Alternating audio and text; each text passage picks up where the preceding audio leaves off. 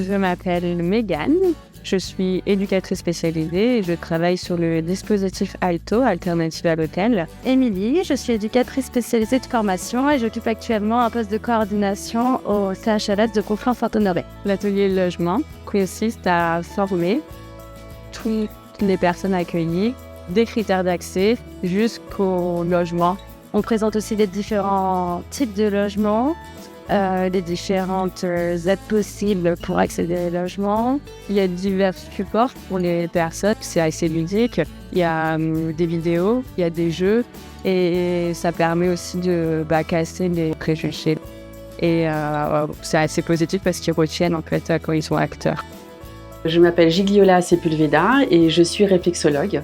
La réflexologie, c'est une technique de relaxation qui stimule des points précis qui sont au niveau des pieds, des mains, du visage et des oreilles et qui en fait stimule des organes. Et en stimulant ces organes-là, on arrive à induire de la relaxation, du bien-être. Chez Equalis, c'est un public particulier, ce sont des demandeurs d'asile qui ne parlent pas forcément le français et qui sont un peu inquiets de ce qui va se passer parce que quand ils voient une table de massage, ça peut être un peu effrayant. Donc du coup, c'est vraiment déjà avec l'accueil, avec le sourire, avec la patience, c'est de prendre son temps, de discuter, d'échanger, d'expliquer. C'est du bien-être, c'est de la détente. Bonjour, donc je suis Coranie, je suis chef de service de l'EMVA. Bonjour, moi c'est Jennifer, du coup je suis animatrice socio-éducative sur le dispositif EMVA. Concrètement, les missions de l'EMVA sont de proposer des ateliers culinaires aux familles dans des tiers-lieux. Et l'objectif, au-delà de dispenser des conseils d'hygiène alimentaire, c'est aussi de proposer un temps d'échange aux familles, un camp convivial où elles puissent aussi déposer leurs difficultés et surtout trouver du soutien. On amène vraiment les familles à sortir de l'hôtel dans un lieu neutre où du coup nous on crée une certaine relation avec elles. Autour de la cuisine, on sait que des fois ça permet de discuter de sujets et d'autres.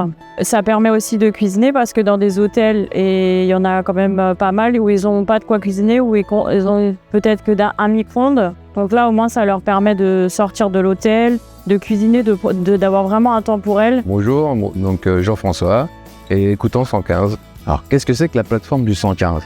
C'est un service du SIAO 77. Le 115 est un numéro d'appel gratuit, 24 heures sur 24, 7 jours sur 7. Tous les publics que nous accompagnons, en fait, ce sont des publics en rupture d'hébergement. On accompagne en fait tout le monde, les personnes isolées, qu'elles soient hommes, femmes, ou quel que soit le genre d'ailleurs, les personnes vulnérables, les femmes victimes de violences ou les hommes victimes de violences, les familles monoparentales ou en couple, avec ou sans enfants. Pour être un bon écouteur au 115, la première chose en fait, c'est avoir une écoute active et empathique, parce qu'effectivement, on reçoit quand même un grand nombre d'appels et à chaque fois, il faut écouter la singularité du parcours d'une personne qui est déjà dans une condition difficile. Il faut avoir une considération positive et inconditionnelle. Ça veut dire quoi ? Bien s'occuper de la personne. Être positif, c'est que nous, on va rechercher tout ce qu'on va pouvoir faire, orienter.